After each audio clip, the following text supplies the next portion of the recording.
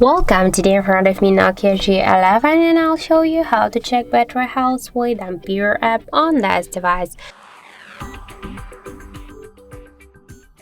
So let's just first get the application from the Play Store. That's why just here in the search we'll enter Ampere. And now we should get this application, so tap to install and wait a couple of seconds while this application downloading and then installing on your device. After that, just tap here to open the app and click yes, I agree, pick close.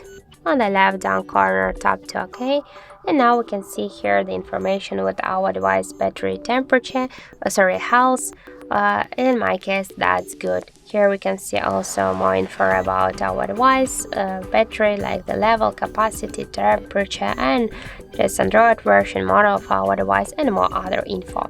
So that's it. Thank you for watching, and if you find this video helpful, don't forget to leave a like, comment, and to subscribe our channel.